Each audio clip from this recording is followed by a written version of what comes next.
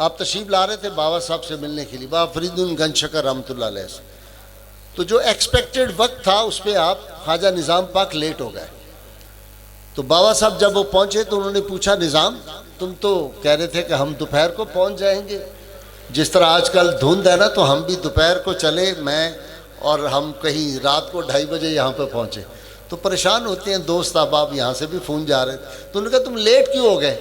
کہا حضرت سمجھ نہیں آئی، ہم نے ظہر کی نماز پڑھی، ایک درخت کے نیچے بیٹھے کھانا کھایا اور اس کے بعد ہم سب کو ہوش ہی نہیں آئی، ہوش آیا تو کوئی عصر کی نماز جاری تھی، نماز پڑھی تو اس وجہ سے ہم لیٹ ہو گئے. تو آپ نے آنکھیں بند کی اور بابا فرید گنج شکر رحمۃ اللہ نے فرمایا نظام آج سے 30 برس پہلے ایک اللہ کا ولی اس درخت کے نیچے بیٹھا تھا، اس درخت کے نیچے اس کی تاثیر باقی تھی، جب تم بیٹھے تو تمہیں وہاں سکون حاصل ہو گیا. یہ اولیاء کرام کا فیضان ہوتا ہے کہ جہاں وہ بیٹھ جاتے ہیں ان کے بیٹھنے سے اللہ تعالیٰ کی رحمتوں کا نزول ہوتا ہے اس سرزمین پاک، کیونکہ جہاں وہ موجود ہوتے ہیں ایک رحمتوں کا جہان آباد ہو جاتا ہے. یہ کیوں شور کس بات کا ہے بھائی، کیوں ہو رہا ہے شور؟ اچھا بیٹھ جائیں بھائی، بیٹھ جائیں، لوگوں کو بعد میں بنا لینا. پھر دوستو ہم لوگ بڑے خوش قسمت ہیں. میں پچھلے دنوں ایک یونیورسٹی میں گیا تھا لیکچر دینے کے لیے. جب میں وہاں پہنچا تو مجھے انہوں نے پوچھا کہ یہ بتائیں کہ آج کس موضوع پہ آپ خطاب کریں گے. تو میں نے کہا آج موضوع یہ رہے گا کہ ہم کون ہیں، ہمارا تعارف کیا ہے. ہر قوم کا، ہر ملت کا ایک تعارف ہوتا ہے اور ہمارا تعارف کیا ہے. جس طرح وہی پوچھے کہ جناب مقبول محی الدین مدد ذلہ العالی کا تعارف کیا ہے تو کہیں گے یہ سیدنا عبد القادر جیلانی کے فرزند ہیں، یہ شاہ کمال کیتھی رحمۃ اللہ علیہ کے. آپ دیکھیں نا مجھے بڑی خوشی ہوئی، پچھلے سال ہم نے ان پہ پروگرام کیا تو وہاں مزار پہ ہم نے ٹیلی فون کیا شاہ کمال کیتھی رحمۃ اللہ علیہ، تو آگے سے ایک ہندو خاتون سویٹی بول رہی تھی جو بہت پڑھی لکھی تھی، بڑی انگریزی صاحب بول رہی تھی. تو میں نے کہا کہ بیوی آپ کیسے یہاں ہیں؟ اس نے کہا میں اس دربار کی خدمت کرتی ہوں، میں نے اپنی زندگی وقف کی ہوئی ہے اس دربار کے لیے، اور میں روزے بھی رکھتی ہوں، میں باوضو 24 گھنٹے یہاں رہتی ہوں اور میں دروشی پڑھتی رہتی ہوں. تو میں نے کہا اگلی بات میں آپ کو بتا دیتا ہوں کہ انشاءاللہ بہت جلد وقت آنے والا ہے. دل تو آپ کا مسلمان ہو گیا، باطن تو ہو گیا، اب ظاہر بھی کسی دن انشاءاللہ باہر آ جائے گا آپ کو.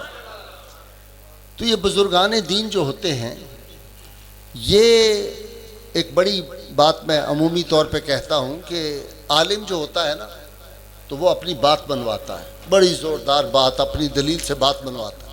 عالم اپنی بات بنواتا ہے اور صوفی اپنی ذات بنواتا ہے. داتا گنج بخش رحمۃ اللہ علیہ جب آئے تھے تو داتا صاحب کے عرس پہ میں نے کوئی 5-6 برس پہلے کی بات ہے تقریر کر رہا تھا اس کی آخری نشست میں. تو میں نے کہا لوگوں جب داتا گنج بخش رحمۃ اللہ علیہ آئے تو جس طرح ہمارے ہاں پتافی صاحب آتے ہیں نا، یہ MNA اور حکومت کے منسٹر، تو وہ 10 کلاشنکوف والے ساتھ ہوتے ہیں اور پیچھے آگے ڈالے لگے ہوتے ہیں فلاں. تو میں نے کہا داتا صاحب آئے تو 40 کلاشنکوف والے ان کے ساتھ تھے، کوئی 50 وہ جو ہوتے ہیں ڈالے وہ تھے، اور داتا صاحب آئے اور انہوں نے آ کے لوگوں کو کہا کہ مسلمان ہو جاؤ. ان کے بندوں نے بندوقیں تان لی اور لوگ جو تھے وہ ڈر کے انہوں نے کلمہ پڑھا تو لوگ ہنسنے لگ گئے. تو میں نے کہا کیوں، یہ کیا بات ہے؟ انہوں نے بندوق نہیں نکالی؟ انہوں نے کہا نہیں جناب کوئی بندوق نہیں نکالی تھی. تو میں نے کہا پھر کیا بات تھی؟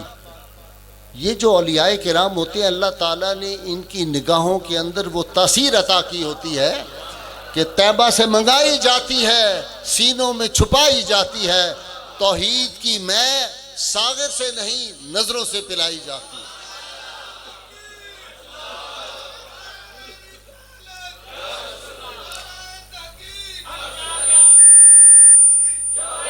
سیدنا عبد القادر جیلانی رحمۃ اللہ علیہ کی بارگاہ پاک میں 70 ہزار لوگ ایک ایک نشست میں تائب ہوتے تھے.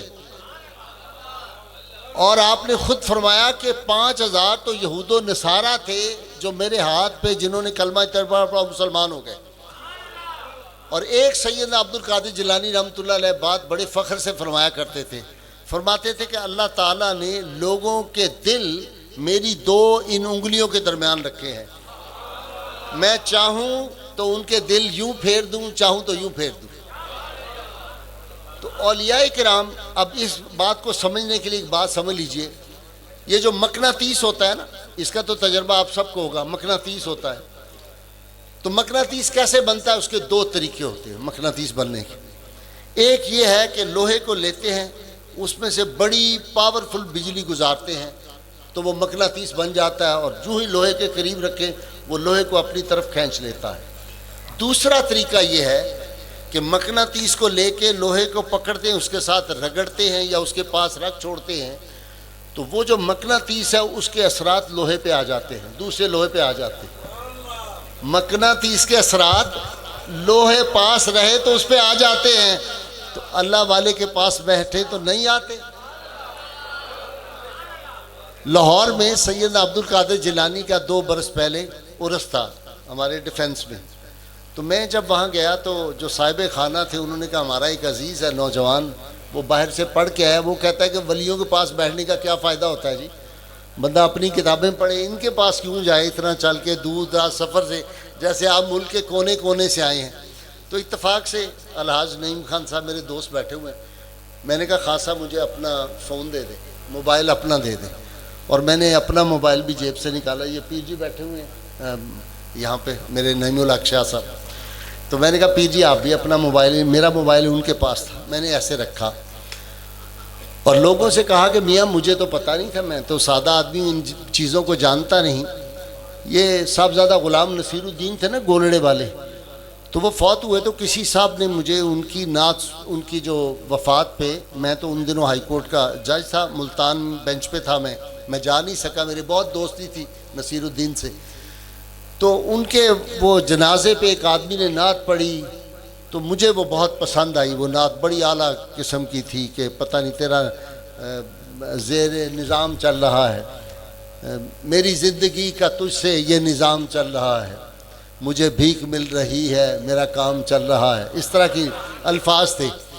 تو میں نے اپنے دوست سے کہا کہ اپنے شاگرد سے کہ یار مجھے یہ بہت پسند آئی ہے، یہ نعت آپ مجھے دے دیں. کہنے لگا سر آپ نے مجھے اپنا موبائل دیں. میں نے کہا اس موبائل پہ تم کیسے بھرو گے، مجھے نہیں سمجھا. کہتے سر آپ دیں. تو اس نے پکڑ کے نا تو اس نے کہا کہ وہ کیا خان صاحب اس کو کہتے ہیں بلوٹوتھ. تو اس نے یہ موبائل رکھا میرا اور یہ اپنا موبائل رکھا، اور تھوڑی دیر بعد کہنے لگا سر لے لیں، یہ نعت اندر پہنچ گئی. میں نے کہا کیسے پہنچ گئی، تم نے اس کو چلایا ہی نہیں، آواز ہی نہیں آئی، اسے کیسے بھرے؟ اس نے کہا جی یہ ایک بلوٹوتھ سسٹم ہے، آپ اپنے موبائل کے ساتھ دوسرا موبائل رکھ دیں تو وہ ساری جو چیزیں اس میں ہیں وہ اس کے اندر آ جاتی ہیں. اور میں نے کہا کہ یہ ایک چیز مادی جو ہے، ایک موبائل کو دوسرے کے ساتھ رکھ دیں صرف تو اس کے ساتھ بیٹھنے سے اس کی ساری سب چیزیں اس کے اندر آ جاتی ہیں.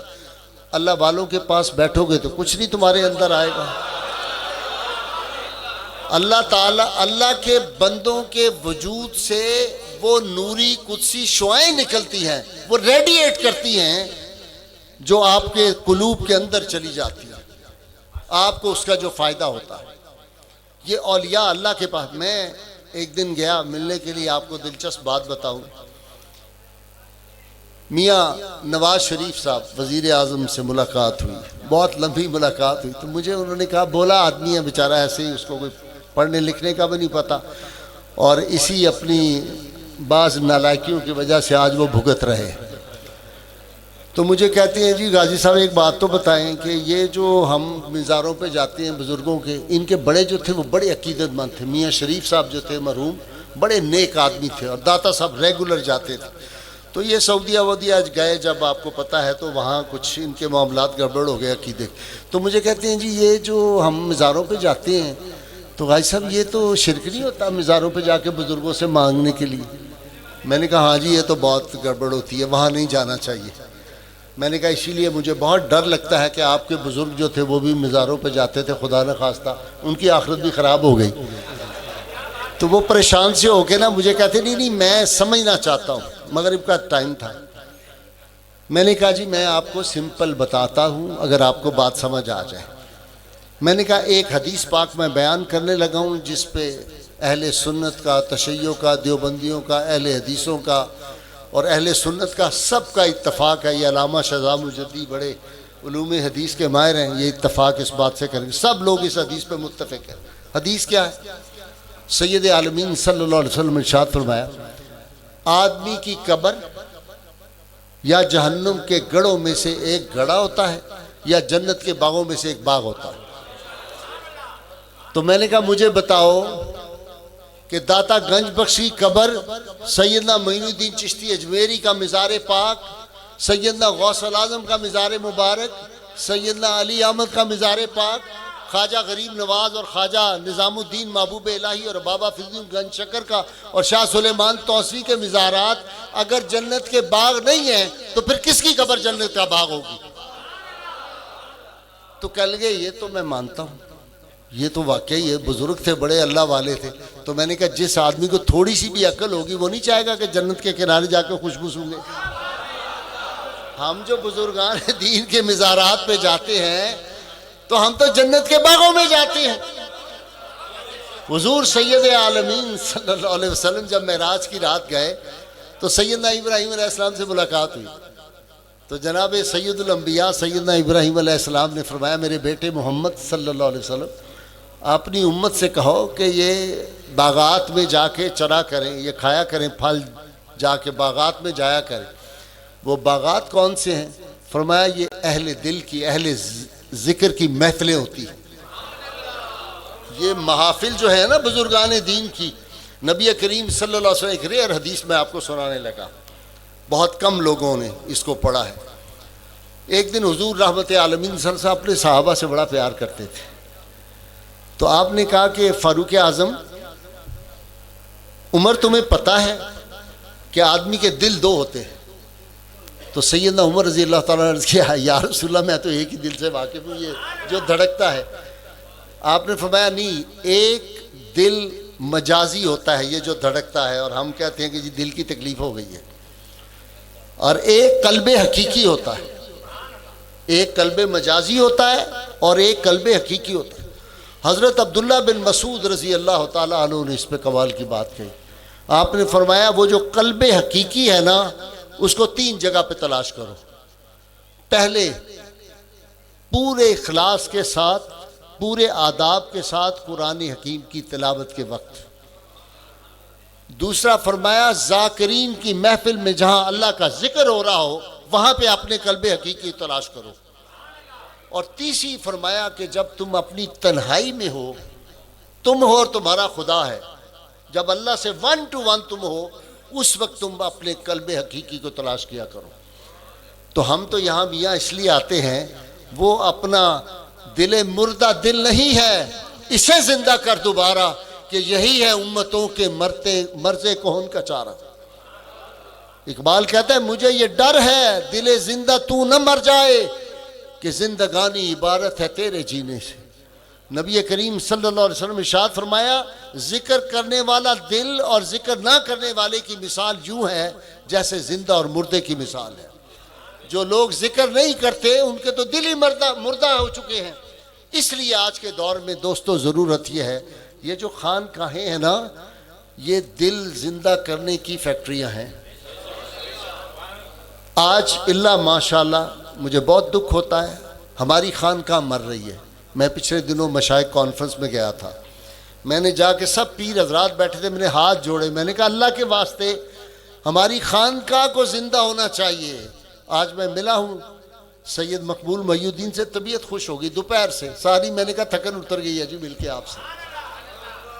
یہ جو ہماری خانقاہیں تھیں یہاں لوگ جو جھلسے ہوتے تھے معاشرے میں، باہر سے پریشانیاں ہیں، اعصاب شکن ماحول ہوتا ہے، تکالیف مصائب، جب وہ ان بزرگوں کے پاس آ کے بیٹھ جاتے تھے تو ایسے لگتا تھا جیسے کوئی بچہ روتا ہوا اپنی ماں کی گود میں آ کے خاموش ہو جائے۔ یہ لوگ بزرگان دین جو ہوتے ہیں یہ قلوب کے طبیب ہیں۔ یہ جو آپ کی روح کی بیماریاں ہیں ان کو دور کرتے ہیں اللہ والے جو ہوتے ہیں، ان کا تو یہ کام ہوتا ہے۔ یہ کوئی صنعت سازی نہیں ہے، پیسے بنانے کی فیکٹریاں نہیں ہیں، یہ انسانیت سازی کی فیکٹریاں ہوتی ہے۔ ہوتا نہیں رہا کہ غوث الاعظم کے دربار میں ڈاکو اور چور آتے تھے اور اولیاء بن کے نکل جاتے تھے؟ ایسا ہوتا نہیں ہے کہ باجی بستامی جو ہے وہ طوائف کو بلاتا ہے اور طوائف کو پیسے دے کے کھڑا کر دیتا ہے مصلی پہ، بس اتنی عرض کرتا ہے یا اللہ میں نے اس کا قالب کھڑا کر دیا تیری بارگاہ میں، قلب تیرے ہاتھ میں ہے۔ پھر طوائف جو ہے وہ اولیاء کی سردار بن جاتی ہے۔ دیکھیں اولیاء کرام کا تبلیغ کا انداز کیسا ہے۔ ہمارے ہاں دو طرح کی تبلیغ ہوتی ہے، میں کہتا ہوں کہ عالم بھی تبلیغ کرتے ہیں لیکن اکثر علماء کی تبلیغ الا ماشاءاللہ، جو تو اہل محبت ہیں ان کا تو انداز پھر وہی ہے، ورنہ آپ دیکھتے ہیں معاشرے میں جس طرح کی تبلیغ کے نتائج نکل رہے ہیں کہ لوگ اپنے جا کے مسلمان بھائیوں کو قتل عام کر رہے ہیں۔ وہ کہتے ہیں ہمیں تبلیغ میں یہی سکھایا گیا ہے، نعوذ باللہ میں۔ اور یہاں اولیاء کی تبلیغ کیا ہوتی تھی کہ خواجہ نظام پاک بیٹھے ہوئے تھے اور امیر خسرو بیٹھے ہوئے ہیں، تو دلی کی طوائفوں کی سربراہ جو ہے وہ آ گئی، سب مجلس لگی ہوئی ہے۔ انہوں نے کہا حضرت میں شکایت لے کے آئی ہوں۔ آپ نے کہا بیٹا آگے آ جاؤ، بتاؤ کیا شکایت ہے؟ کہا کہ ہر سال جو عرس پاک ہوتا تھا تو ہمارے طوائفوں کے محلے میں حلوہ پہنچتا تھا، پوڑیاں پہنچتی تھی، اس دفعہ جو وہاں پہ آپ کا عرس مبارک ہوا ہمیں تو تبرک ہی نہیں پہنچا۔ تو خواجہ نظام پاک نے کہا بیٹا میں بہت معذرت خواہ ہوں، تم اپنے جاؤ واپس بازار میں، ابھی اس کا انتظام کرتے ہیں۔ امیر خسرو کو بلایا، کہا کیوں نہیں؟ کہا حضرت ہم وہاں بھجواتے تھے تبرک، لوگ اعتراض کرتے تھے کہ یہ کنجروں کے محلے میں تبرک کیوں جا رہا ہے؟ آپ نے کہا حلوہ پکاؤ۔ حلوہ پکوایا گیا اور آپ نے اپنے سر پہ وہ شینی اٹھائی اور لے کے چلے گئے۔ سب لوگ دیکھ رہے ہیں کہ ہیں خواجہ نظام پاک ادھر جا رہے ہیں، امیر خسرو رو رہے ہیں، دوسرے پکڑ رہے ہیں کہ حضرت ہم اٹھاتے۔ کہا نہیں بس رہنے دو۔ وہاں جا کے جب حلوہ تقسیم کیا، وہ جس کے اندر حلوہ گیا اس کے اندر رب اور رب کے رسول صلی اللہ علیہ وسلم کی محبت بھی چلی گئی، کوئی ایک طوائف باقی نہیں رہی۔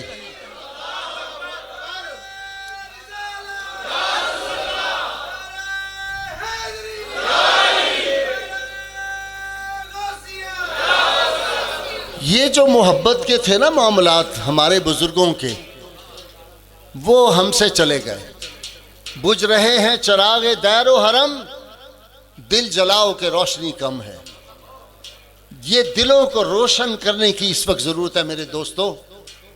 ہماری سب سے بڑی ٹریجڈی یہ ہوئی کہ وہ جو خانقاہ میں محبتوں کا درس تھا، جو لوگوں کی زندگیاں بدل دیتا تھا۔ بہت لطیفہ آپ کو سناؤں، حضرت سیدنا عبد القادر جیلانی رحمۃ اللہ علیہ، آپ کو پتہ ہے نا ابو الحسن خرقانی رحمۃ اللہ علیہ کی جو تھی نا خانقاہ، اس میں باہر بہت بڑا بورڈ لگا ہوا تھا، جیسے آج کل فلیکس ہوتی ہیں اتنی بڑی لکھی، اس زمانے میں فلیکس نہیں ہوتی تھی، بس یہ لکھے ہوتے تھے اقوال بزرگوں۔ لکھا کیا تھا؟ ہماری خانقاہ میں آنے والا شخص جو ہے اس کا مذہب اور مسلک نہیں پوچھا جاتا، بس جو آئے اس کو کھانا کھلاؤ۔ تو یہ جو کھانا تبرک کھلاتے تھے، یہ کوئی روٹی تھوڑا ہوتی ہے صرف، یہ ظاہر میں روٹی ہوتی ہے، اندر سے کچھ اور بات ہوتی ہے۔ وہ جس طوائف نے کھایا تھا نا حلوے کا ایک لقمہ، اس کے بعد کسی کی تہجد نہیں پھر قضا ہوئی، اور کسی عورت کی طرف پھر کوئی نگاہ نہیں اٹھا کے غلط دیکھ سکا۔ یہ ہے ولیوں کی تبلیغ۔ اولیاء کرام کیسے بدل دیتے؟ وہ رات دن کھانا پکاتا رہتا تھا سیدنا عبد القادر جیلانی کا خادم، اور خادم وہ کھانا پکاتا رہا، تھک گیا، روز ہی اتنے لوگ آتے ہیں، یہ سنبھالے نہیں جاتے، اتنی دنیا آتی۔ یہاں بھی خانقاہ میں دوپہر کو میں دیکھ رہا تھا جس طرح لنگر تقسیم ہو رہا ہے، تو اس نے کہا کہ حضرت صاحب کہ میں تو تھک جاتا ہوں پکا پکا، وہ اس نے نوکری چھوڑی اور بھاگ گیا۔ ایک سراہ میں پہنچا سفر میں، اب کھانے پینے کو ہے کچھ نہیں، بغیر بتائے جو بھاگا تھا تو کچھ کھانے کو تھا نہیں، شام کا وقت ہو گیا، بھوک نے بہت تنگ کیا، پیاس نے بہت تنگ کیا، پانی تو کہیں سے مل گیا، کھانا ملا نہیں۔ دیکھا تو اتنی دیر میں ایک اور آدمی آیا، اس سے سلام دعا ہوئی، بیٹھ گیا۔ کہنے کہاں سے آئے ہو؟ یہ کہنے لگا جی میں تو بغداد سے آیا ہوں، بتایا نہیں کہ میں سیدنا عبد القادر جیلانی کا لانگری ہوں۔ اس بندے کو کہا آپ کدھر جا رہے ہو؟ کہنے لگا غوث پاک کی بارگاہ میں جا رہا ہوں۔ انہوں نے کہا اچھا، اب یہ بندہ بھوک سے دیکھ رہا ہے اس کے سامان کی طرف کہ کچھ کھانے وانے کو نکالے، وہ نکال نہیں رہا۔ عشاء کا وقت ہو گیا، عشاء کی نماز کے وقت اس آدمی نے ہاتھ اٹھائے، اور ہاتھ اٹھانے کے بعد ابھی اپنے منہ پہ پھیرے تو ایک آدمی آیا وہاں پہ، اس نے شینی میں حلوہ تھا، گوشت تھا، روٹیاں تھیں، اس نے کہا جی یہ قبول فرمائیں۔ اسے وہ لیا اور کھانا شروع کر دیا، اس کے ساتھ بیٹھ گیا۔ جب کھانا کھا کے فارغ ہوئے تو کہنے لگا یار ایک میرا کام تو کرو، میں تو آپ کا بڑا متقد ہو گیا ہوں، نہ آپ کے پاس کچھ کھانے کو تھا نہ میرے پاس تھا، آپ نے کوئی دعا مانگی، کوئی وظیفہ پڑھا، یہ وظیفہ مجھے بھی بتا دیں۔ تو اکثر لوگ آتے ہیں نا، وہ کہتے ہیں جی ہمیں وظیفہ بتا دیں۔ وظیفہ کیا ہے؟ وہ تو اللہ کی طرف رجوع کا وظیفہ ہے۔ حضور صلی اللہ علیہ وسلم سے اپنی نسبت غلامی، اولیاء کرام سے اپنی نسبت غلامی جو روز میں کہتا ہوں کہ ہماری غیر مشروط محبت اور لامحدود وفاداری صرف اور صرف سرکار مدینہ صلی اللہ علیہ وسلم سے ہے۔ جس دن یہ نسبت آپ کو حاصل ہو گئی، یہ دنیا کی چیزیں تم کوئی شے ہی نہیں کہ محمد سے وفا تو نے تو ہم تیرے ہیں، یہ جہاں چیز ہے کیا لوح و قلم تیرے ہیں، رہے لوح و قلم ہمارے۔ ایک منٹ، اب کیا ہوا کہ اس نے کہا جی وہ وظیفہ بتا دیں۔ اس نے کہا یار وظیفہ میں تو بڑا سادہ سا وظیفہ پڑھتا ہوں۔ کہہ لگا کیا؟ میں کہتا ہوں یا اللہ غوث پاک کے لانگری کے صدقے روٹی عطا کر دے۔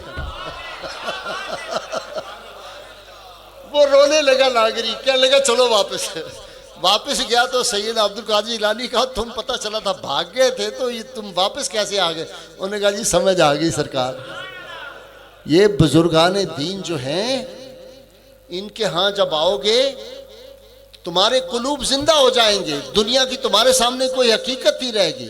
یہ دنیا کیا چیز ہے بھائی؟ آپ دیکھیں نا کہ ہمارے بزرگ تھے، ایک نہیں پتہ نہیں کتنے واقعات ہیں۔ آج ہی میں سید صاحب مقبول محی الدین کے والد گرامی کا پڑھ رہا تھا کہ جی وہ ایک مائی آئی اور اس نے آ کے کہا جی ہم غریب لوگ ہیں، ایک ہی ہماری بکری ہے، یہ دودھ نہیں دیتی، گھر میں ہمارے دودھ نہیں ہے۔ انہوں نے کہا جا مائی بس دودھ ہی دودھ ہو جائے گا تمہارے گھر۔ وہ مائی آئی دوسرے دن، اس نے کہا جی اتنا دودھ ہو گیا گھر کے سارے برتن بھر جاتے ہیں، سارے کھا پی لیتے ہیں پھر بھی دودھ بچ جاتا ہے۔ تو ایک بات ذہن میں رکھیے، کسی کے دل میں یہ خیال آئے کہ خدا نہ خواستہ پتہ نہیں میں کو خوش آمد کی بات کر رہا ہوں، ایسی بات نہیں ہے۔ جن لوگوں نے وہ کیا معبد کا واقعہ، علماء بیٹھے ہوئے ان کو پتہ ہوگا کہ جب رحمت عالمین صلی اللہ علیہ وسلم اس کے گھر گئے تھے تو وہ جو بکریوں کے تھنوں میں کوئی دودھ نہیں تھا، وہاں دودھ کی نہریں چل پڑی تھی۔ عبداللہ بن مسعود رضی اللہ تعالیٰ عنہ فقیہ امت، الگ سے فقہ ہے عبداللہ بن مسعود کی اتنی بڑی، اتنے بڑے۔ اور کیا تھی؟ عبداللہ بن مسعود ایک چرواہے تھے، غلام تھے، چرواہے تھے، چھوٹا سا بچہ ہے۔ سیدنا حضور رحمت عالمین صلی اللہ علیہ وسلم اور سیدنا صدیق اکبر سفر پہ جا رہے ہیں، بھوک پیاس بہت لگ گئی، شدید گرمی، عرب کی گرمی آپ کو پتہ ہے، اور ڈی جی خان والوں تمہیں تو اس بات کا اندازہ ہوگا نا کتنی گرمی ہوتی ہے، تمہارا بھی دیس کھجوروں کا دیس ہے، یہ وہیں کا فیضان ہے، یہ جو کھجوریں کھاتے ہو نا ڈی جی خان میں، یہ اس عرب کے کھجوروں کا صدقہ ہی ہے۔ وہ کہتے ہیں کہ فطرت کے مقاصد کی کرتا ہے نگہبانی، یا بندہ صحرائی یا مرد کوہستانی، یہ تم خوش نصیب ہو، یہ سادات کا گھرانہ تمہیں ملا ہوا ہے۔ ان لوگوں سے پوچھو جو بچارے میل ہا میل سفر کر کے اولیاء اللہ کو تلاش میں نکلتے تھے، تمہیں گھر میں ولی اللہ ملے ہوئے ہیں، تم خوشبخت لوگ ہو۔ تو حضرت عبداللہ بن مسعود رضی اللہ تعالیٰ عنہ چھوٹا سا بچہ 12 برس کا 11 برس کا ہے، بکریاں چرا رہا ہے، تو آپ صلی اللہ علیہ وسلم نے کہا یہ بچہ بکریاں چرا رہا ہے، ہم اس سے دودھ پی لیتے ہیں۔ جا کے کہا بیٹا ہمیں کسی بکری کو دے دو، ہم اس کا دودھ پی لیں، تمہیں کچھ پیسے بھی دے دیں گے۔ انہوں نے کہا جی میں نہیں آپ کو دودھ پلا سکتا، میں جس کا ملازم ہوں میں نے اس سے پوچھا نہیں، یہ امانت میں خیانت ہو جائے گی کہ میں آپ کو دودھ پلاؤں۔ تو آپ صلی اللہ علیہ وسلم نے کہا اچھا یہ جو بکریوں کا دودھ ہے اس سے ہم نہیں لیتے، یہ چھوٹی جو بکری کی ایک بچی ہے اگر ہم اس سے دودھ لے لیں تو پھر تو تمہیں کوئی اعتراض نہیں۔ تو وہ ہنس پڑے، اس نے کہا جناب اس کے نیچے کہاں دودھ، یہ تو ابھی بچی بالکل گابن بھی نہیں ہوئی، چھوٹی سی بچی ہے، اس سے کہاں دودھ۔ آپ آگے بڑھے اور آپ نے بسم اللہ شریف پڑھ کے ہاتھ لگایا تو نبی کریم صلی اللہ علیہ وسلم کا دستے اقدس، اس میں تو دودھ کی نہریں بہتی ہیں نا۔ کیوں جناب ابو ہریرہ کیسا تھا وہ جام شیر، امام احمد رضا نے لکھا، کیوں جناب ابو ہریرہ کیسا تھا وہ جام شیر جس سے 70 صاحبوں کا دودھ سے منہ پھر گیا. سب نے پیا, جی بھر کے پیا, دودھ نہیں ختم ہوا. تو جب دودھ آپ نے نکالا, پیالہ بھرا, آپ نے کہا صدیق اکبر پیو. سیدنا صدیق اکبر کہا بچے تم بھی پیو, تم بھی پی لو. پھر نبی کریم صلی اللہ علیہ وسلم آخر میں خود پیا, تناول فرمایا, اور اس کے بعد پھر بسم اللہ شریف پڑھ کے ہاتھ لگایا. وہ تھن جو تھے بچی کے اوپر چلے گئے, بکری کے. تو یہ جو اولیاء کرام کی کرامات ہوتی ہے نا, اصل میں یہ فیض نبی کریم صلی اللہ علیہ وسلم کا ہی جاری ہے. سر چشمہ رحمت سے ان کا تعلق ہوتا ہے, یہ وہیں سے لیتے ہیں ساری دنیا کو. جو فیض ساری دنیا میں بٹ رہا ہے وہ سارا اسی بارگاہ کا فیض ہے. اسی لیے تو پھر جن لوگوں کا وہاں تعلق ہو جاتا ہے وہ کہتے ہیں تخت سکندری پر وہ تھوکتے نہیں ہیں, بستر لگا ہوا ہے جن کا تیری گلی. تو دوستو, آپ خوش بخت لوگ ہو. ہمارے لوگوں کو اندازہ نہیں ہے کہ ہماری خوش بختی کیا ہے. حضور سید عالمین صلی اللہ علیہ وسلم بیٹھے ہوئے, اور ابو ذر غفاری حضور رضی اللہ تعالیٰ عنہ حضور کے بہت بڑے صحابی, پریشان, چہرہ بھی کچھ پلاہٹ پہ ہے. آپ صلی اللہ علیہ وسلم پوچھا ابو ذر تم پریشان لگتی ہو, کیا بات ہے؟ کہا یا رسول اللہ, ایک خیال مجھے بہت پریشان کرتا ہے کہ کل قیامت کا روز ہوگا اور آپ کن بلندیوں پہ ہوں گے, اور آپ جس طرح ہمیں چاہتے تھے ہم زود و ورا کی بلندیوں پہ ہوں, شاید ہم وہاں نہیں پہنچ سکے. تو مجھے یہ خیال پریشان کرتا ہے کہ کل آپ بہت عظمتوں و رفتوں پہ ہوں گے اور ہم کہاں ہوں گے, پتہ نہیں آپ کا قرب نصیب ہو سکے گا, پتہ نہیں آپ تک پہنچ سکیں گے کہ نہیں. تو نبی کریم صلی اللہ علیہ وسلم ارشاد فرمایا, اب غور کرنا اس بات پہ. آپ نے فرمایا ابو ذر یقین رکھو, ابو ذر یقین رکھو, ابو ذر یقین رکھو, المرء ما من حبہ, قیامت کے روز تم اسی کے ساتھ ہوگے جس سے تم محبت کرتے ہو. صحابہ کہتے ہیں کہ اس طرح جیسے آدمی جمپ لے کے نہیں اٹھتا, اس طرح ابو ذر غفاری رضی اللہ تعالیٰ اٹھے اور نبی کریم صلی اللہ علیہ وسلم کے سینہ اطہر سے لپٹ گئے. جب لپٹے تو بار بار کیا کہتے تھے, یا رسول اللہ ہم آپ سے محبت کرتے ہیں, یا رسول اللہ ہم آپ سے محبت کرتے ہیں. تو میں نے میلاد شریف لاہور میں بہت بڑی کانفرنس تھی, میں نے کہا یہ میلاد لوگ پوچھتے ہیں کیوں کرتے ہیں, میں نے کہا اس میں بس ایک ہی مقصد ہوتا ہے, ہم کہتے ہیں یا رسول اللہ ہم آپ سے محبت کرتے ہیں. یہ جو محافل ہوتی ہیں ہمارے اولیاء کرام کی, اس میں یہی مقصد ہوتا ہے, یا رسول اللہ ہم آپ سے محبت کرتے ہیں. ہم تو یہ پیغام دیتے ہیں. اور دوستو, اولیاء کرام کی فیضان پہ میں آپ کو سینکڑوں واقعات, ہزاروں سنا سکتا ہوں. علماء کرام بیٹھے ہیں, مشائخ بہت واقعات سنا سکتے ہیں. کوئی یہ کہہ سکتا ہے کہ غازی صاحب یہ ساری باتیں جو ہیں یہ تو مسلمان لوگ ہیں, خوش عقیدگی میں باتیں کرتے ہیں. میں صرف 2 واقعات آپ کو سناؤں گا اور آپ حیران ہو جائیں گے. کلدیپ نائر ہندوستان کا سب سے بڑا صحافی اور سب سے مہنگا صحافی ہے, اس وقت بھی زندہ ہے, اور کوئی 90 ایئرز کے قریب اس کی عمر ہے, بہت اونچا لمبا جوان ہے. کلدیپ نائر جو تھا اس نے اپنی کتاب میں ایک واقعہ لکھا تھا. کلدیپ نائر پاکستان آیا, ہائی کورٹ میں آیا, تو میں اس کو ملنے کے لیے گیا اور سب لوگ کھڑے تھے, فنکشن تھا. میں نے کلدیپ کا ہاتھ پکڑا اور میں نے کہا مجھے آپ سے ایک پرائیویٹ بات کرنی ہے. اس زمانے میں میں سپریم کورٹ کا سینئر وائس پریزیڈنٹ تھا بار کا. تو ظاہر ہے لوگوں نے تعارف کرایا کہ غازی صاحب فلاں ہیں. میں نے ہاتھ پکڑا, ایک طرف لے گیا. میں نے کہا کلدیپ صاحب ایک بات آپ سے پوچھنی ہے, اس کی تصدیق کرنی ہے. آپ نے اپنی کتاب میں وہ جو واقعہ لکھا ہے فلاں, وہ سچا ہے واقعہ؟ بالکل. اسے کہا جی آپ مجھ سے جھوٹ کی توقع کرتے ہیں, وہ عین سچ ہے, 100% میں حلف پہ کہتا ہوں کہ وہ سچ ہے. اب واقعہ کیا آپ سن لیجئے. کلدیپ نائر جو تھا یہ پیدا ہوا تھا سیال کوٹ میں, یہ یہاں کے رہنے والے تھے. ان کے گھر میں بڑی حویلی تھی جیسے ہمارے شاہ صاحب کی ہے, وہاں ایک بزرگ کا مزار تھا, ایک قبر تھی بزرگ کی. تو کہتے ہیں میری اماں جان مجھے کہتی تھیں جب جمعرات ہوتی تھی اور روز شام کو ہم وہاں دیا جلاتے تھے, جمعرات کے روز ہم اگر بتیاں لگاتے تھے اور وہاں پھول چڑھاتے تھے. کہتا ہم ہندوستان چلے گئے, بٹ جب پاکستان بن گیا اور یہاں سے لوگ شفٹ کر گئے, وہاں چلے گئے ہندوستان. وہاں چلا گیا تو اندرا گاندھی کے خلاف یہ مضامین لکھتا تھا. اندرا گاندھی ناراض ہوگی, اس نے اس کو وہ جو وہاں کا بڑا سخت قانون ہے اس کے تحت انہوں نے ان کے نظر بندی کے آرڈر کر دیا 3 ماہ کے لیے۔ کلدیپ نائر کہتا ہے کہ 3 ماہ کے نظر بندی کے آرڈر ہوئے، ابھی مجھے 1 دن ہوا تھا تو کہتا ہے میں اپنے سیل میں بند تھا۔ آپ کو پتہ ہے اللہ تعالیٰ محفوظ فرمائے، یہ جو جیلیں ہوتی ہیں اس میں جب آدمی چلا جاتا ہے تو پھر ساری بڑے بڑے ہم نے نامور دیکھے ہیں، بڑے بڑے حکمران، وہاں جا کے پھر جو ان کی حالت ہوتی ہے سمجھتے نہیں نا لوگ، اقتدار میں جب آتے ہیں تو بڑی رعونت آ جاتی ہے، پھر وہ ناموس رسالت کے خلاف باتیں کرتے ہیں، پھر وہ جو قانون تحفظ ناموس رسالت ہوتا ہے ختم نبوت کے خلاف سازشیں کرتے ہیں، قانون بدلنے کی کوشش کرتے ہیں۔ ان ظالموں کو پتہ نہیں ہوتا۔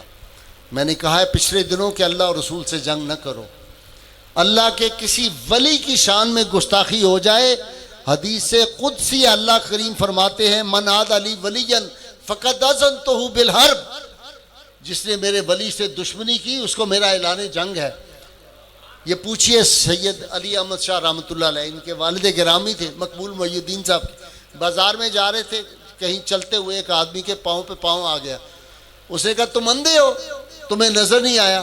انہوں نے فرمایا میں تو نہیں اندھا لگتا، تم اندھے ہو۔ اسی وقت آنکھیں جاتی رہی۔ اللہ کے ولی کی شان میں یہ ادب کی بارگاہ ہے، اس لیے میں کہا کرتا ہوں ادب سے سر کیا جاتا ہے راہ جذب و مستی کو، ادب سے سر کیا جاتا ہے راہ جذب و مستی کو، اور قدم اس راستے میں پائے پیشانی سے رکھتے ہیں۔ میں میدان عرفات میں بیٹھا ہوا تھا، حج میں باتوں سے باتیں نکلتی آ رہی ہیں، میں میدان عرفات میں بیٹھا ہوا تھا اور وہ احرام باندھا ہوا تھا، اپنی دعاؤں میں جس طرح ہوتے ہیں سب لوگ حاجی، میری عالیہ بیٹھی تھی، کچھ فاصلے پہ میں نے دیکھا ایک بڑی کالی رنگت والا آدمی بزرگ ہوگا کوئی 80-85 سال کا، وہ بیٹھا ہوا ہے اور فالج زدہ اس کا جسم ایسے لڑکا ہوا، اس کے منہ سے وہ ریلیں جیسے ہوتی ہیں ٹپک رہی ہیں، ایک آدمی ساتھ وہ اس کے بار بار منہ کو صاف کرتا تھا اور منہ سے اس کے تھوک نکلتا تھا۔ ایک دم وہ مجھے کہتا اوے غازی ادھر آ، مجھے بڑا غصہ آیا، میں نے کہا اس کو تمیز نہیں ہے، مجھے اس نے کیسے بلایا بابے نے؟ پھر میں ڈر بھی گیا، میں نے کہا میدان عرفات ہے، تو میں خاموشی سے اٹھا اور اس کے پاس چلا گیا، کہنے لگا ادھر آ میرے کول بیٹھ جا، پنجابی بول رہا تھا، میں نہیں جانتا کون تھا۔ میں نے کہا جی فرمائیں، میں نے کہا کوئی چیز مانگنی ہوگی، کھانے کی پینے کی کوئی چیز مانگ رہا ہوگا، کہتا ہے میں تینوں اس واسطے بلایا ہے کہ تینوں گل سمجھانے واسطے۔ میں کہا جی فرمائیں، کہتا ہے گل سن، بندہ عمل تو گر جائے تے بچ جاندہ ہے، بندہ عمل تو گر جائے تے بچ جاندہ ہے، تے جے ادب تو گر جائے تے بچدا نہیں۔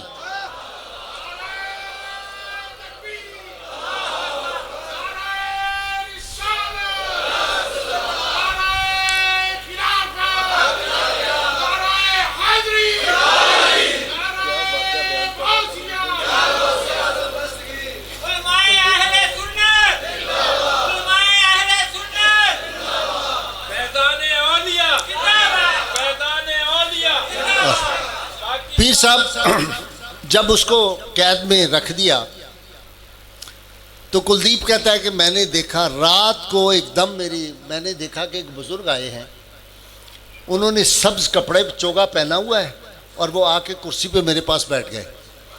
کہتا ہے میں ڈر گیا اور میں نے غور سے دیکھا کہ یہ تالا لگا ہوا ہے، میرے وہ جو لاک اپ تھا جیل کا میرا جو بھی ہوتا ہے وہ ایک ڈربا سا، تو کہتا ہے تالا لگا ہوا تھا، میں خوفزدہ ہو گیا بندہ یہاں کیسے آ گیا۔ جب میں گھبرایا تو وہ بزرگ کہنے لگے کہ کلدیپ تو گھبرا نہ، گھبرانے کی ضرورت نہیں، میں وہی بابا ہوں تمہاری سیالکوٹ والی حویلی میں جہاں تم دیا جلایا کرتے تھے، اور میں اس لیے آیا ہوں کہ تمہاری رہائی صبح ہو جائے گی۔ کلدیپ کہتا ہے میں صبح اٹھا اور میں سپرنٹینڈنٹ کے پاس گیا، میں نے کہا السلام علیکم، اس کو جو بھی ان کا طریقہ ہے اس نے کہا کہ وہ جیسے کرتے ہیں اس کو آداب، تو کہتا ہے میں نے جا کے سپرنٹینڈنٹ سے پوچھا کہ میرے رہائی کے آرڈر آ گئے، تو اس نے آگے سے ہنس کے کہا کلدیپ صاحب یہ تو حکومت آپ کے خلاف ہے، حکومت وقت، تو یہ کیسے ممکن ہے؟ 3 ماہ کی آپ کی نظر بندی اور بڑی سخت ہمیں آرڈر ہیں۔ تو اس نے کہا شاید آپ کو صدمہ ہو گیا ہے اور آپ کے ذہن پہ کوئی اثر تو نہیں ہو گیا کہ آپ کہہ رہے ہیں کہ میرے آرڈر ہے۔ کہتا ہے آپ بھول جائیں، 3 ماہ کے بعد پھر ایکسٹینڈ ہو جائے گی آپ کی وہ جو قید ہے، اور یہ آپ کو نہیں گورنمنٹ نے رہا کرنا۔ کہنے لگا نہیں یار میں نے آج رہا ہو جانا ہے، تم دھیان رکھنا جب آرڈر آئیں تو مجھے ذرا جلدی سے بتا دینا، میں اپنا سامان سمیٹ لوں۔ کلدیپ کہتا ہے میں پھر گیا کوئی 2 گھنٹے بعد، اس نے کہا میرے پاس کافی پیے، آپ کے کوئی آرڈر وارڈر نہ آنے یا نہ آئیں. کہتا ہے میں پھر تیسری دفعہ گیا. شام کو کہتا ہے کوئی 4 بجے کا ٹائم تھا تو ایک دم گھبرایا ہوا سپرنٹینڈنٹ بھاگتا آیا. کہنے لگا کلدیپ صاحب یہ تو عجیب ہو گیا، معجزہ ہو گیا، کمال ہو گیا. انہوں نے کہا کیا ہوا؟ کہتا ہے جی آرڈر یہ آئے ہیں کہ ہم اپنی سرکاری گاڑی پہ آپ کو گاڑی میں بٹھائیں اور آپ کے گھر فوری پہنچا کے آئیں. کلدیپ نے کہا سنا بھائی پھر میرے رہائی کے آرڈر آئے کہ نہیں آئے؟ اب وہ کلدیپ تو ہندو ہے، یہ میں نے اس سے تصدیق کی. یہ بزرگان دین جو ہیں یہ اس طرح مدد کرتے ہیں، ہمارے لوگوں کو اندازہ نہیں ہے کہ یہ کس طرح مدد کرتے. دوسرا واقعہ آپ سنیے، بہت عجیب و غریب. یہ جو خوشونت سنگھ ہے اس کا نام آپ نے بہت سنا ہوگا، انڈیا کا، 2 سال پہلے وہ مرا ہے. یہ سکھ ہے. اس نے اپنی جو آٹو بایوگرافی لکھی نا، اپنی زندگی کے حال اور احوال اس میں لکھے، اس میں یہ واقعہ بھی اس نے درج کیا ہوا ہے، اور اس طرح کے بے شمار واقعات. اس میں ایک بات جو اس نے اچھی لکھی، اس نے کہا جی کہ لوگ یہ سمجھتے ہیں ہمارے جو سکھ یا ہندو لکھنے والے ہیں متعصب، وہ کہتے ہیں کہ جی یہ اسلام جو ہے یہ اورنگزیب عالمگیر نے تلوار سے پھیلایا تھا. کہتا ہے میں اس کی سختی سے تردید کرتا ہوں، یہ جھوٹ اور بکواس ہے. یہ جو یہاں پہ اسلام پھیلایا تھا یہ تو معین الدین چشتی اجمیری اور داتا گنج بخش نے پھیلایا تھا. یہ تو شاہ کمال کیتھی رحمۃ اللہ علیہ کا کمال ہے کہ انہوں نے یہ دین اسلام پھیلایا تھا یہاں پہ. پچھلے دنوں آپ کو یاد ہوگا سندھ میں بہت شور مچا تھا، اور ہمارے بدبخت بعض سیاستدانوں نے، بلکہ وہاں تو سندھ میں قانون بنا دیا کہ جی 15 برس کی عمر سے پہلے کوئی مسلمان ہی نہیں ہو سکتا، جب تک بالغ نہ ہو جائے وہ مسلمان نہیں ہوگا. میں نے کہا کوئی آدمی یہ جو الزام لگتا ہے کہ جی زبردستی مسلمان کرتے ہیں، آپ بھی سن لیں کیونکہ ساتھ ہی آپ کے سندھ بھی شروع ہو جاتا ہے اور بلوچستان بھی اس طرح کے. میں نے کہا کوئی آدمی دنیا میں زبردستی مسلمان نہیں کیا جا سکتا. کیوں؟ یہ علامہ شہزاد مجدی بیٹھے، ان سے پوچھو اسلام کے لیے شرط کیا ہے؟ اقرار باللسان و تصدیق بالقلب. آپ کسی کو زبردستی تلوار کے ساتھ اس کی زبان سے تو کلمہ پڑھوا دیں گے، تصدیق بالقلب کیسے کروائیں گے؟ مسلمان زبردستی کوئی نہیں تاریخ میں ہو سکتا، کوئی ثابت نہیں کر سکتا کہ ہم نے کبھی لوگوں کو زبردستی مسلمان کیا ہے. ہم زبردستی مسلمان کرتے، یہ تو محبت کا ایک ہوا چلتی ہے اللہ کے فضل و کرم سے جو لوگوں کی قسمتیں اور تقدیریں بدل دیتی ہے. تو دوستو، نبی کریم صلی اللہ علیہ وسلم نے ارشاد فرما دیا تھا، اور اللہ نے قرآن میں کہہ دیا. ہمارے لوگ کہتے ہیں کہ ہمارے لوگوں میں جی فلاں برائی آ گئی، ہم بڑے آ گئے.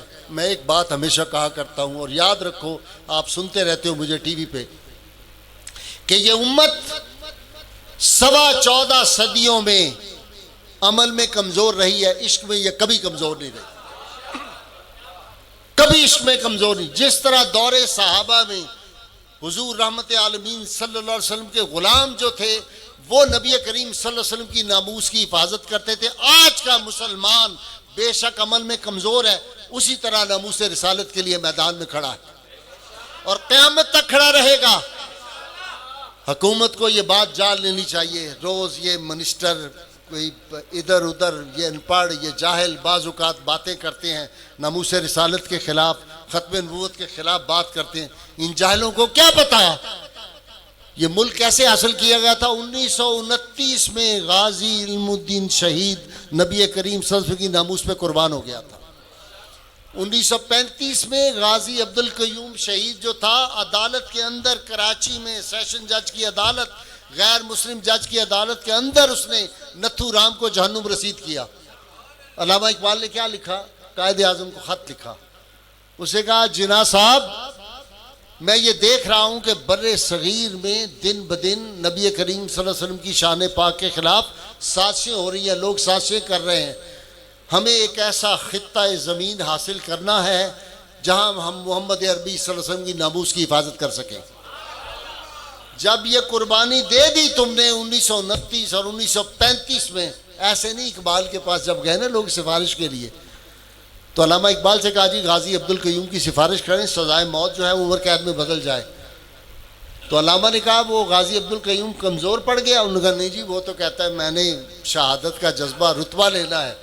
تو علامہ نے کہا میں اس آدمی کے لیے بھیک مانگوں انگریز سے جو زندہ رہا تو غازی، جو مر گیا تو شہید ہوگا. میں نہیں سفارش کروں گا. اور بڑی خوبصورت نظم لکھی لاہور اور کراچی کے عنوان سے. کیا لکھا اقبال نے؟ اس نے کہا تو ان شہیدوں کی دیت اہل کلیسا سے نہ مانگ، یہ گرجے والوں سے مت مانگو، یہ امریکہ کے گدا مت بنو، محمد عربی صلی اللہ علیہ وسلم کے دربار کے گدا رہو. تو ان شہیدوں کی دیت اہل کلیسا سے نہ مانگ، قدر و قیمت میں ہے خون جن کا حرم سے بڑھ کر.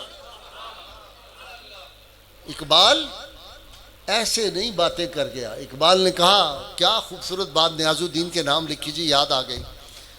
علامہ نے لکھا نیاز الدین کے نام، میرا ایمان اور یقین ہے کہ رسول اللہ صلی اللہ علیہ وسلم جس طرح 14 صدیاں پہلے اپنے صحابہ کو فیض یاب فرماتے تھے، آج بھی اپنے غلاموں کو اسی طرح فیض یاب فرماتے ہیں اور فیض یاب فرما سکتے ہیں اور فیض یاب فرماتے رہیں گے. لوگوں نے کہا جی آپ یہ بات باہر کھل کے کیوں نہیں کہتے؟ علامہ نے کہا میں اس لیے نہیں کہتا کہ جو لوگ ناواقف ہوں گے، بد نصیب ہوں گے، وہ اس پہ معترض ہو جائیں گے. وہ جی نبی کس طرح دے سکتا ہے، وہ جی ولی کس طرح دے سکتا ہے. ان کو یہ سینس نہیں ہوگی بیچاروں کو، ان کو پتہ نہیں، معترض ہو جائیں گے. تو نبی کریم صلی اللہ علیہ وسلم کی ناموس پہ جو قربانیاں دی تھیں، اللہ نے کہا تم نے میرے حبیب صلی اللہ علیہ وسلم پہ قربانیاں دی ہیں، قربان ہو گئے ہو، جاؤ میں تمہیں خطہ پاکستان دیتا ہوں جو جنت نظیر ہوگا، جہاں ہر موسم ہوگا، ہر پھل تمہیں میسر ہوگا. دوستو یہ جب حکومت کے لوگ اور منسٹر اس طرح کے بیان دیتے ہیں، میری روح کو تکلیف ہوتی ہے. آپ دیکھتے ہیں میں تو روز کھل کے بات کرتا ہوں. اور میں نے کہا تمہیں خبر نہیں شاید کہ دین حق کا چراغ ہوائے تند کے با وصف جلتا رہتا ہے، اور وزارتوں کے مقدر پہ ناچنے والوں وزارتوں کا مقدر بدلتا رہتا ہے. سامنے نواز شریف کے کہا، جامعہ نعیمیہ میں کانفرنس تھی، یہ ناموس رسالت کے قانون میں تبدیلیاں کرنے والے تھے 1999 میں، سارے مشائخ علماء تھے. مجھے لوگوں نے سفارش کی تقریر سے پہلے کہ تھوڑا سا پنجابی کہہ لیں گے، غائی صاحب ذرا حالات رکھنا ہے. میں نے کہا انشاءاللہ حق بات کریں گے. میں نے کہا نواز شریف، نبی کریم صلی اللہ علیہ وسلم کی ناموس کے ساتھ کھلواڑا نہ کرنا، نہ اس قانون کے ساتھ کچھ تبدیلی کرنا، کیونکہ جو آدمی رسول اللہ صلی اللہ علیہ وسلم سے وفا نہیں کرتا، کائنات کی ہر شے پر اسے بے وفائی کرتی ہے. اور یہ کہا اس کے سامنے موجود ہے وہ ساری کیسٹیں. میں نے کہا پھر حالت یہ ہوتی ہے جب کوئی نبی کریم صلی اللہ علیہ وسلم سے بے وفائی کرتا ہے کہ سیل زماں کے ایک تھپیڑے کی دیر تھی، تاج و کلاه و تخت کے سب سلسلے گئے.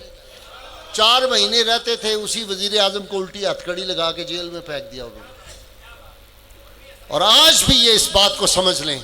اس لیے امام مالک کے پاس جب ہارون رشید آیا، اس نے کہا کہ جناب امام مالک صاحب، ہمارے کچھ صوبوں کے علماء سے ہم نے پوچھا، وہ کہتے ہیں ناموس رسالت یہ جو گستاخ رسول ہے، اس کی سزا موت ضروری نہیں ہے، قید بھی دی جا سکتی ہے، کوڑے لگائے جا سکتے ہیں، جرمانہ کیا جا سکتا. امام مالک تڑپ گئے. انہوں نے کہا اگر یہ امت محمد عربی صلی اللہ علیہ وسلم کی ناموس کی حفاظت نہیں کر سکتی، پھر اس کو مٹ جانا چاہیے. ہماری بقا کا مسئلہ ہے، پاکستان کی بقا کا مسئلہ ہے. اس لیے میں نے وہ جنرل رحیل شریف سے کہا تھا کہ تم یہ جو ادھر بڑے چہرے کو سرخ کرتے ہو، اس بات کو سمجھو، پاکستان کی بقا جو ہے اس میں مضمر ہے کہ محمد عربی صلی اللہ علیہ وسلم کی ناموس کی حفاظت کرتے رہو. پاکستان کو کوئی خطرہ نہیں اللہ کے فضل سے. پاکستان ترقی کرے گا تا قیامت باقی رہے گا. اس لیے جنہوں نے پاکستان حاصل کیا تھا نا، ان کو پتا تھا یہ پاکستان کیسے حاصل کیا ہے. صرف ایک واقعہ سنا کے میں آپ سے اجازت چاہوں گا. مجھے ابھی جانا ہے، صبح میرا پروگرام ہے بڑا ہم لاہور میں، اور وہاں مجھے پہنچنا ہے 8 بجے. دھند بہت زیادہ ہے، اس لیے میرے اباب نے کہا تھا کہ جلدی نکلنا. محمد علی جوہر، مولانا محمد علی جوہر رحمۃ اللہ علیہ، یہ کون جوہر تھا؟ جب جیل میں تھا تو اس نے لکھا کہ تنہائی کے سب دن ہیں، تنہائی کی سب راتیں، اب ہونے لگی ان سے خلوت میں ملاقاتیں. یہ نعت لکھتا ہے، کہتا ہے معراج کی سی حاصل سجدوں میں ہے کیفیت، ایک فاسق و فاجر میں اور ایسی کرامات. وہ پھر کرم کرتے ہیں جو ان سے محبت. اور پھر کہتا ہے کہ بے مایا سہی لیکن شاید وہ بلا بھیجیں، بے مایا سہی لیکن شاید وہ بلا بھیجیں، بھیجی ہیں درودوں کی کچھ ہم نے بھی سوغاتیں. ہماری نسبت محمد عربی صلی اللہ علیہ وسلم سے ہے، غلامی کی نسبت. بس یہ آخری باتیں آپ کو سنانی ہے چھوٹی.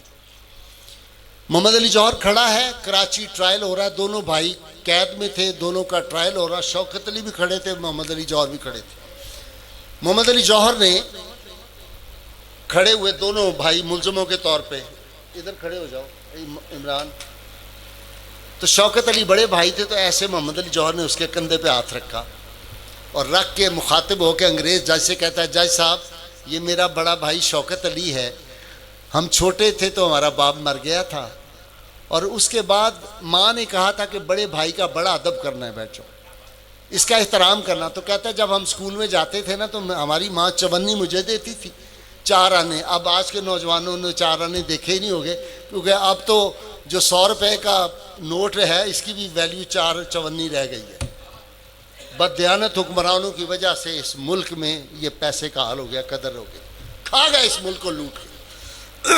جس دن اس پاکستان کو کوئی دیانتدار حکمران مل گیا، اس ملک کے ہر فرد کے پاس انشاءاللہ کار نہ ہوئی تو مجھے الٹا لٹکا دینا. اتنی دولتیں ہیں پاکستان کے اندر. آج چونکہ بزرگوں کا ذکر ہے تو میں بہت زیادہ حکمرانوں کے بارے میں نہیں بات کرنا چاہتا، آج محبت کی باتیں ہم کریں. تو محمد علی جوہر نے کہا کہ جب ہم اسکول جاتے تھے تو میرا بھائی مجھے مارتا تھا اور بعض اوقات میرے نیل پڑ جاتے تھے، یہ پیسے چھین لیتا تھا، میں اس کے آگے بولتا نہیں تھا، یہ ادب ہے مجھے بھائی کا.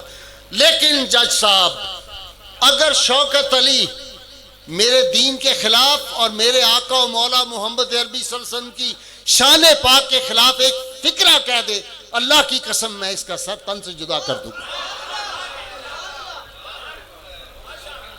تمہیں معلوم نہیں ہے ہماری ساری جانیں رسول اللہ صلی اللہ علیہ وسلم پہ قربان. حضور سید عالمین صلی اللہ علیہ وسلم سے اس امت کا عشق کتنا ہے ان کو پتہ نہیں ہے. لوگوں کو ان کو اس بات کا اندازہ نہیں ہے کہ ہماری یہ جو نسبت ہے. اور بھائی بس نسبتوں والے جو ہونا، یہ آخری چھوٹی سی بات اب سمجھ لو. میں گجرات کا رہنے والا ہوں، ہمارے عزیز ہیں نوابزادہ گجرات والے. وہاں ایک بزرگ تھے، ان کا بڑا مشہور نام ہے سائیں گوہر دین صاحب جیندر شریف کے. یہ بزرگ تھے، ان کا مزار ہے بہت بڑا، جس طرح حضرت کا مزار دیکھ رہا ہوں. تو یہ امی درویش تھے، پڑھے لکھے نہیں تھے، کسی مدرسے میں نہیں گئے، کسی کالج اسکول یونیورسٹی میں نہیں گئے. ان کے مرید کون تھے؟ شیخ القرآن علامہ عبدالغزاروی ان کی بیعت تھی. پیر میلی شاہ صاحب کے بعد ان کی بیعت کی ہوئی تھی. مولانا محب النبی بڑے بڑے اس دور کے علماء ان کے مرید تھے اور بالکل پڑھے ہوئے نہیں تھے. تو ایک دیگر مسئلے کے بہت بڑے مولوی صاحب تھے، تو حضرت کبھی کبھی درس دیتے تھے حدیث شریف کا. تو اس نے کہا جاہل یہ بابا جی جاہل آدمی ہیں. تو جس طرح یہ بزرگ ان کے بزرگ حقہ پیتے تھے تو حضرت گوہر دین صاحب بھی حقہ پیتے تھے. تو حقہ رہے، اس نے کہا حقہ پیتا ہے، درخت کے نیچے بیٹھا ہوتا ہے، اس کو کیا پتہ درس حدیث کیا ہے. تو اس نے کیا کیا کہ حدیث کی کتاب میں ایک چیپی لگائی جو حدیث نہیں تھی، کچھ عربی عبارت لکھی. تو آپ کے پاس آ گئے 7 شاگرد، آ کے کہنے لگا السلام علیکم حضرت صاحب. کہنے لگے صوفی جی تہاڈے کول آئے ہاں تو ایک حدیث دا تہاڈے کول ترجمہ تے تشریح پوچھنی. آپ نے فرمایا مولوی جی تسی تے ایڈے بڑے عالم ہو تے میں تانوں کی دساں گا. پنجابی سمجھتے ہیں نا آپ؟ انہوں نے کہا میں تانوں کی دساں گا. کہنے نہیں پھر بھی تسی آخر درس حدیث دیندے ہو کدی کدی تے ذرا دسو. وہ کتاب دکھائی ایسے حدیث کی. تو حضرت خواجہ گور الدین صاحب رحمۃ اللہ علیہ نے اس کو دیکھا، کتاب کو بند کر دیا اور آنکھیں بند کر کے بیٹھے رہے. 10 منٹ گزر گئے. 10 منٹ کے بعد آپ نے فرمایا مولوی جی اس سرکار دا فرمان عالی شان نہیں، یہ کوڑ ہے.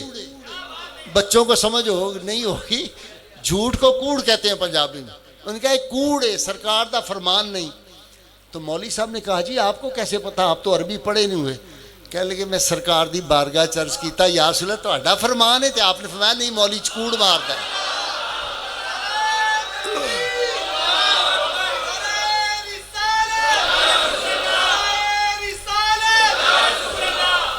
اب سائیں گوہر دین صاحب کی بات اور اس پہ ختم. اگر آپ کو سمجھ آ گئی تو آج کے بعد آپ کی زندگیوں میں انقلاب آ جائے گا. آپ کو سارا تصوف کا فلسفہ اس بابے کی سادی بات سے سمجھ آ جائے گا.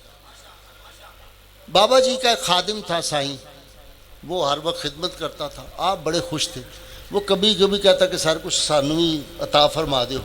ایک دن یہ بزرگوں کی موج ہوتی ہے، یہ دریا ہوتا ہے نا، تو دریا میں کبھی کبھی وہ جو پھر وہ اس کی موجوں میں طغیانی بھی آ جاتی ہے، 14ویں رات کا چاند ہوتا ہے تو سمندر میں طغیانی آ جاتی ہے، چھلانگیں لگاتے ہیں پانی. وہ اولیاء کا بھی یہی ہوتا ہے. کسی دن یہ جو سید صاحب ہیں نا ہمارے مقبول محی الدین، یہ جب موج میں ہوں گے تو پھر اور ہی رنگ ہوتا ہے. موج میں جب ہوتے ہیں پھر یہ جو کہہ دیں زبان سے وہ ہو جاتا ہے. اس پہ بھی بہت کچھ گفتگو ہو سکتی ہے کہ کیسے ان کی زبان میں تاثیر کیوں آتی ہے. اس پہ بھی کبھی اگلے سال میں نے وعدہ کیا انشاءاللہ حاضر ہوں گا نا. آج مجھے جلدی ہے تو 3 گھنٹے کا خطاب آپ سے ہوگا اور یہ ساری باتیں ہم ڈسکس کریں گے انشاءاللہ اگلے برس. اللہ نے خیر رکھی تھی. تو سائیں صاحب کو آپ نے کہا اُرا سائیں ساتھ لگایا سینے کے. آپ نے کہا جا پر ہونی کی گل ہے کہ تو باہر جا کے نہ کاروبار کرنا ہے تو نہ ادھا اشتہار لانا ہے. سائیں ان پڑھ آدمی تھا، جب اندر روشنی ہو گئی اس کو ہر چیز پہلے نظر آ جاتی تھی. کسی کی چوری ہوئی تو سائیں کہہ رہا ہے تیری مجھ فلانی جگہ کھلوتی ہے. کسی کو کہہ رہا ہے تو فلانا رشتہ دار ٹرے آ رہے ہیں. روز ہی باتیں اس طرح کی کرنی شروع کر دی اور ساتھ مال پانی بنانا شروع کر دیا. حضرت کو شکایت ملی، آپ نے پیغام بھیجا سائیں تو کتنے ہیں بڑے دنوں تو فوری آ اور اے بند کر جڑا تو کام شروع کیتا ہے. جو بندہ آیا اس کو سائیں صاحب نے کہا ہوں اسی بھی گھٹ نہیں پائی، اسی ہوں پہنچے ہیں. یہ خیال رہنا چاہیے. یہ بزرگ جو ہے نا 12 میل کے اندر یا 20 میل کے اندر لکھا ہوا ہے شاہ کمال کیتھی رحمۃ اللہ علیہ کی حدود میں جو بندہ ذرا غرور تکبر لے کے ولی اللہ آتا تو اس کی ولایت سلب ہو جاتی تھی، فارغ ہو جاتا تھا. یہ ادب کی بارگاہ ہے، اس کو سمجھنا چاہیے. اور پھر یہ تو بزرگوں کی بارگاہ کا ادب ہے. تمہیں کیا پتا کہ ڈیرہ غازی خان میں جب آدمی داخل ہوتا ہے تو ان کے فیضان کیسے حاصل ہوتے ہیں.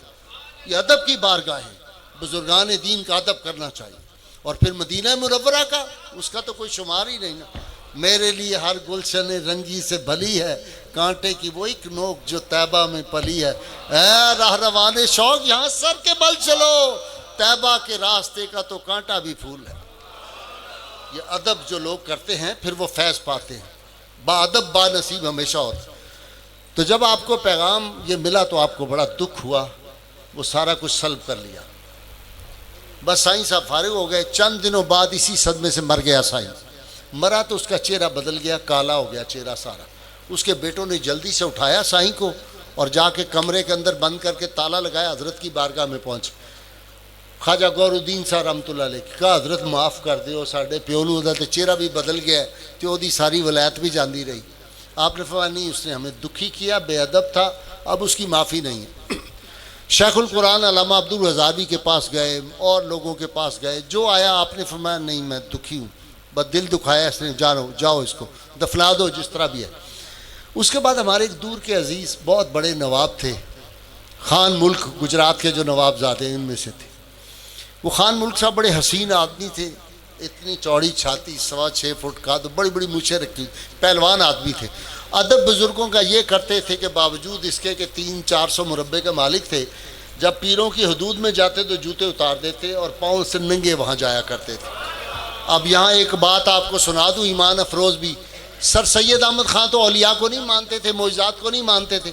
جب شاہ غلام علی دہلوی رحمۃ اللہ علیہ کی خانقاہ کی طرف جاتے تھے تو اس وقت DC لگے ہوئے تھے، پاؤں سے جوتے اتار کے پیدل جاتے تھے. لوگوں نے کہا سر سید آپ تو بزرگوں کو مانتے ہی نہیں.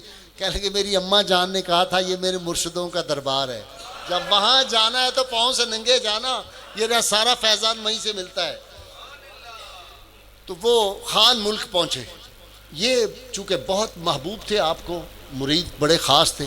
اتنی دور جیسے یہ باہر سے داخل ہوتے ہیں نا دروازے، اتنی دور ہی تھے ابھی خان ملک.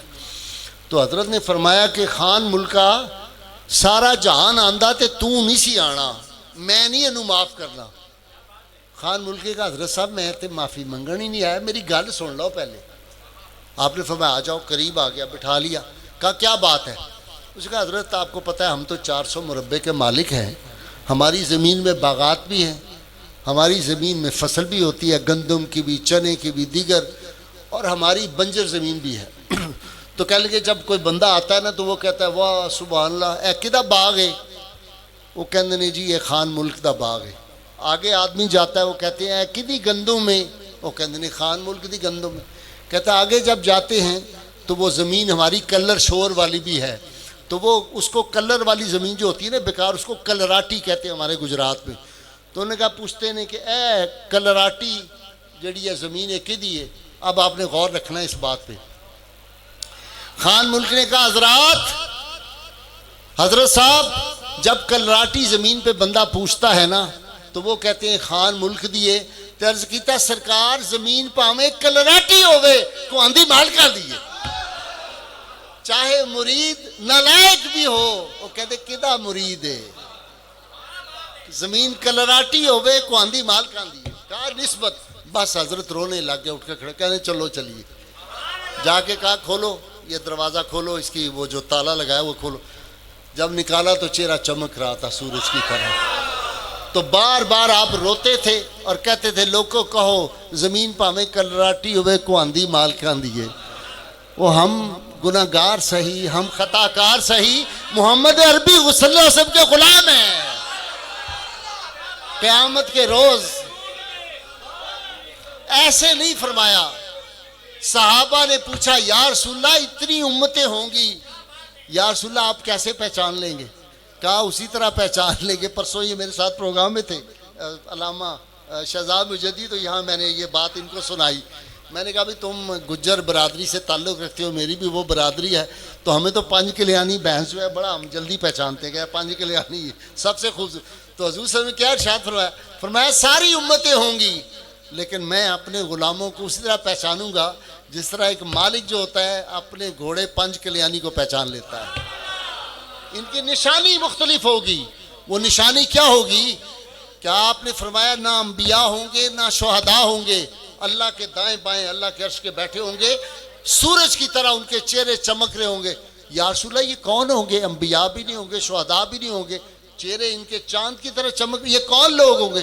فرمایا یہ وہ لوگ ہوں گے جو اللہ کی خاطر اور میری خاطر آپس میں محبت کرتے ہیں۔ تو ہم سید صاحب اس نسبت سے آپ کے ہاں حاضر ہوئے، اتنا سفر کر کے اللہ اور اللہ کے رسول کی خاطر ہم آپ کی خدمت میں آئے ہیں۔ بس دوستو حافظ مظہر الدین کے ان اشعار پہ اپنی گفتگو کو ختم کر رہا ہوں۔ انہوں نے حضور سید عالمین صاحب کی بارگاہ میں کیا عاشق نے کہا کہ یا رسول اللہ صلی اللہ علیہ وسلم ادھر بھی نگاہ کرم یا محمد صلی اللہ علیہ وسلم، ادھر بھی نگاہ کرم یا محمد، ادھر بھی نظر بے سہاروں کے والی، نگاہوں میں ہے تیری بخشش کا عالم، کھڑے ہیں تیرے در پہ تیرے سوالی۔ جہاں سے ملی تھی بسیری کو چادر، جہاں کیف ساما تھی روح غزالی، وہیں لے کے آیا ہوں کلیوں کے گجرے، وہیں لے کے پہنچا ہوں پھولوں کی ڈالی۔ اور یا رسول اللہ کبھی ایک زمانے میں تھی وجہ نازش، تیرے نام لیواؤں کی شان عالی، مگر اب تو ہے عبرتوں کا فسانہ، ہم اہل مصیبت کی آشفتہ حالی۔ اب آپ نے آمین کہنی ہے۔ یا رسول اللہ ہمیں پھر عطا ہو شان بوزر، ہمیں پھر عطا ہو شان بوزر، ہمیں پھر عطا ہو شان بلالی، دمکتے رہیں تیرے گنبد کے جلوے، سلامت رہے تیرے روزے کی جالی۔ بہت شکریہ۔